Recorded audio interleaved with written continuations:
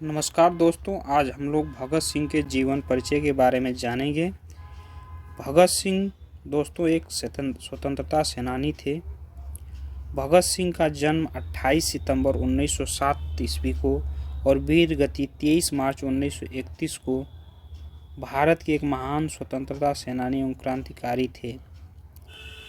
चंद्रशेखर आज़ाद और पार्टी के अन्य सदस्यों के साथ मिलकर इन्होंने भारत की स्वतंत्रता के लिए अभूतपूर्व साहस के साथ शक्तिशाली ब्रिटिश सरकार का मुकाबला किया।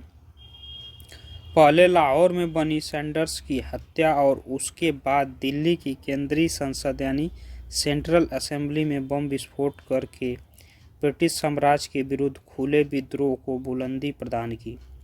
इन्होंने असेंबली में बम फेंककर भी भागने से मना कर दिया, जिसके फलस्वरूप अंग्रेज सरकार ने इन्हें 23 मार्च 1931 को इनके दो अन्य साथियों राजगुरु तथा सुखदेव के साथ फांसी पर लटका दिया।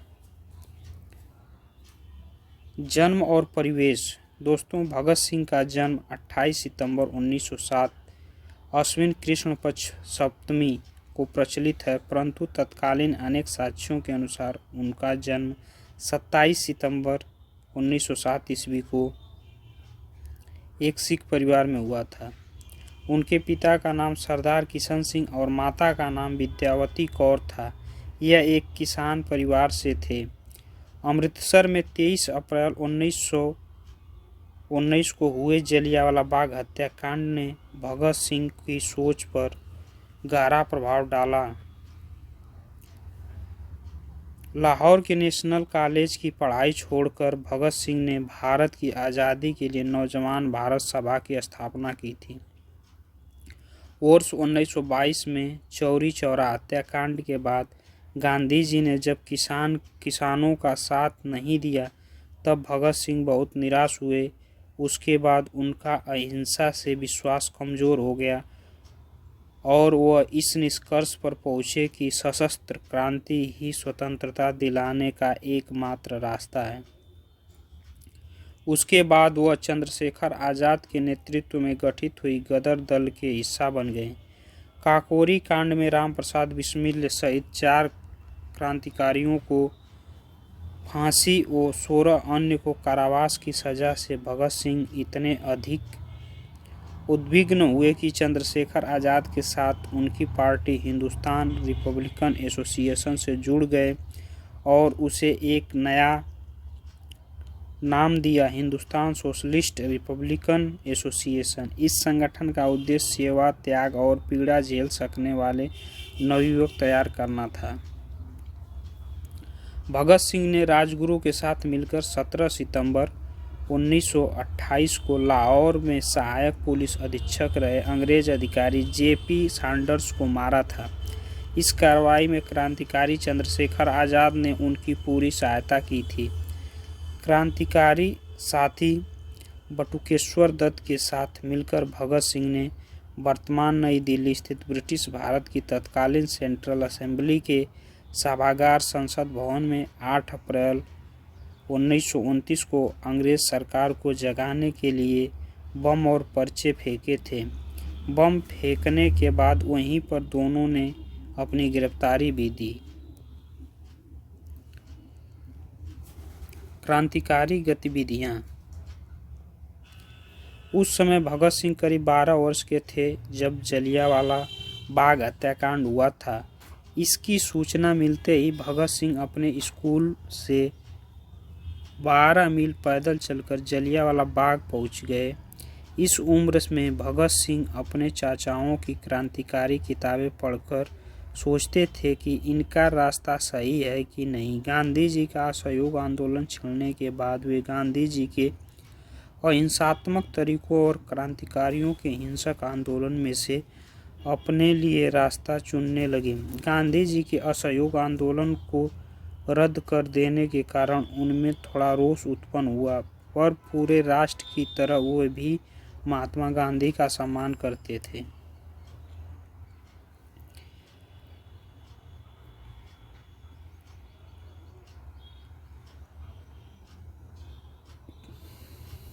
पर उन्होंने गांधी जी के अहिंसात्मक आंदोलन की जगह देश की स्वतंत्रता के लिए हिंसात्मक क्रांति का मार्ग अपनाना अनुचित नहीं समझा। उन्होंने जुलूसों में भाग लेना प्रारंभ किया तथा कई क्रांतिकारी दलों के सदस्य बने। उनके दल के प्रमुख क्रांतिकारियों में चंद्रशेखर आज़ाद, सुखदेव, राजगुरु इत्यादि थे। काकोरी कांड में 4 क्रांतिकारियों को फांसी और 16 अन्य को कारावास की सजा से भगत सिंह इतने अधिक उद्विग्न हुए कि उन्होंने 1928 में अपनी पार्टी नौजवान भारत सभा का हिंदुस्तान रिपब्लिकन एसोसिएशन में विलय कर दिया और उसे एक नया नाम दिया, हिंदुस्तान सोशलिस्ट रिपब्लिकन एसोसिएशन। लाला जी की मृत्यु का प्रतिशोध। दोस्तों, लाला लाजपत राय जी की मृत्यु का प्रतिशोध 1928 में साइमन कमीशन के बहिष्कार के लिए भयानक प्रदर्शन हुए।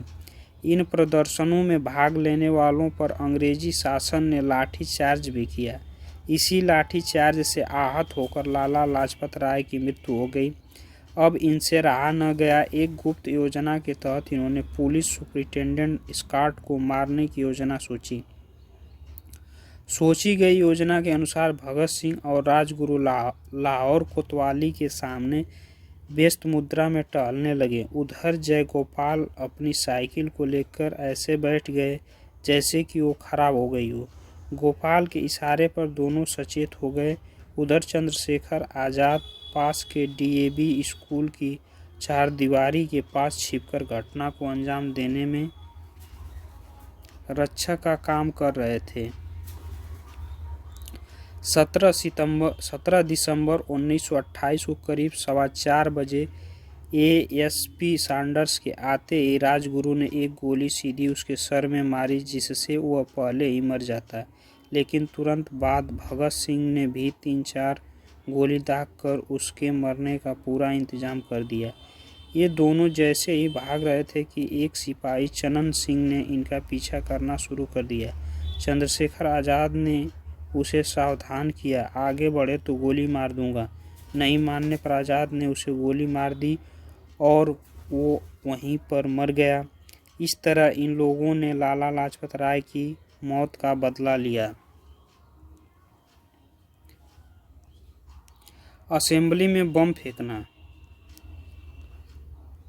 भगत सिंह यद्यपि रक्तपात के पक्षधर नहीं थे, परंतु वे वामपंथी विचारधारा को मानते थे तथा कार्ल मार्क्स के सिद्धांतों से उनका ताल्लुक था और उन्हीं विचारधारा को वे आगे बढ़ा रहे थे।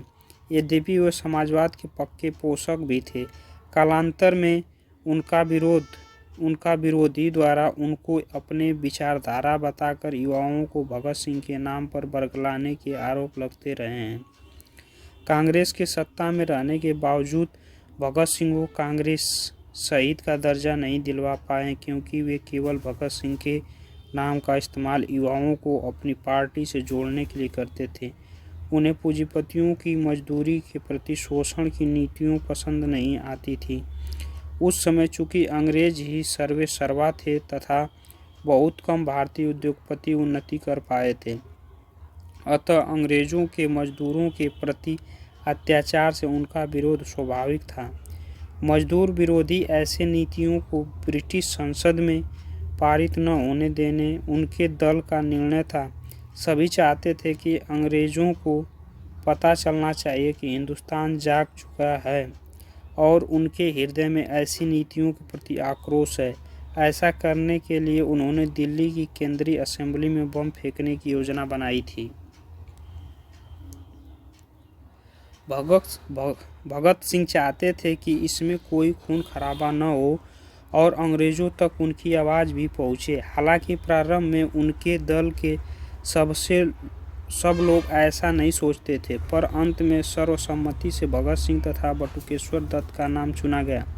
निर्धारित कार्यक्रम के अनुसार 8 अप्रैल 1929 को केंद्रीय असेंबली में इन दोनों ने एक ऐसे स्थान पर बम फेंका जहां कोई मौजूद न था, अन्यथा उसे चोट लग सकती थी। पूरा हाल धुएं से भर गया। भगत सिंह चाहते तो भाग भी सकते थे, पर उन्होंने पहले ही सोच रखा था कि उन्हें दंड स्वीकार है, चाहे वह फांसी ही क्यों न हो। अतः उन्होंने भागने से मना कर दिया। उस समय वे दोनों खाकी कमीज तथा निकर पहने हुए थे। बम फटने के बाद उन्होंने इनकलाब जिंदाबाद, साम्राज्यवाद मुर्दाबाद का नारा लगाया और अपने साथ लाए हुए पर्चे हवा में उछाल दिए। इसके कुछ ही देर बाद पुलिस आ गई और दोनों को गिरफ्तार कर लिया।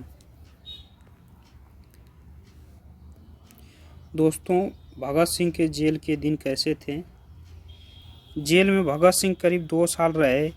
इस दौरान वे लेख लिखकर अपनी क्रांतिकारी विचार व्यक्त करते थे। जेल में रहते हुए भी उनका अध्ययन लगातार जारी रहा। उनके उस दौरान लिखे गए लेख व सगे संबंधियों को लिखे गए पत्र आज भी उनके विचारों के दर्पण हैं। अपने लेखों में उन्होंने कई तरह से पूंजीपतियों को अपना शत्रु बताया। उन्होंने लिखा है कि मजदूरों का शोषण करने वाले चाहे एक भारतीय ही क्यों न हो, वो उनका शत्रु है। उन्होंने जेल में अंग्रेजों में एक लेख भी लिखा जिसका शीर्षक था मैं नास्तिक क्यों हूँ। जेल में भगत सिंह व उनके साथियों ने 64 दिन तक भूख हड़ताल की। उनके एक साथी यतीन्द्र नाथ दास ने तो भूख हड़ताल में अपने प्राण ही त्याग दिए थे। दोस्तों, भगत सिंह को फांसी। 26 अगस्त 1930 को अदालत ने भगत सिंह को भारतीय दंड संहिता की धारा 129, 302 तथा विस्फोटक पदार्थ अधिनियम की धारा 4 और 6 तथा आईपीसी की धारा 120 के अंतर्गत अपराधी सिद्ध किया। 7 अक्टूबर 1930 को अदालत के द्वारा 68 पृष्ठों का निर्णय दिया, जिसमें भगत सिंह, सुखदेव तथा राजगुरु को फांसी की सज़ा सुनाई गई। फांसी की सज़ा सुनाए जाने के साथ ही लाहौर में धारा 144 लगा दी गई। इसके बाद भगत सिंह की फांसी की माफ़ी के लिए प्रिवी परिषद में अपील दायर की गई, परंतु यह अपील 10 जनवरी 1931 को रद्द कर दी गई।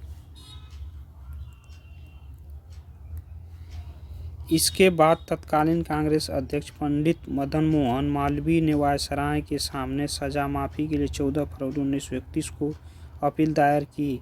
वो अपने विशेषाधिकार का प्रयोग करते हुए मानवता के आधार पर फांसी की सज़ा माफ़ कर दें। भगत सिंह की फांसी की सज़ा माफ़ करवाने हेतु महात्मा गांधी ने 17 फरवरी 1931 को वायसराय से बात की। फिर 18 फरवरी 1931 को आम जनता की ओर से भी वायसराय के सामने विभिन्न तर्कों के साथ सज़ा माफ़ी के लिए अपील दायर की गई। यह सब कुछ भगत सिंह की इच्छा के खिलाफ हो रहा था, क्योंकि भगत सिंह नहीं चाहते थे कि उनकी सज़ा माफ़ की जाए। 23 मार्च 1931 को शाम में करीब 7:33 पर भगत सिंह तथा इनके 2 साथियों सुखदेव व राजगुरु को फांसी दे दी गई। फांसी पर जाने से पहले वे लेनिन की जीवनी पढ़ रहे थे और जब उनसे उनकी आखिरी इच्छा पूछी गई तो उन्होंने कहा कि वो लेनिन की जीवनी पढ़ रहे थे और उन्हें वह पूरी करने का समय दिया जाए।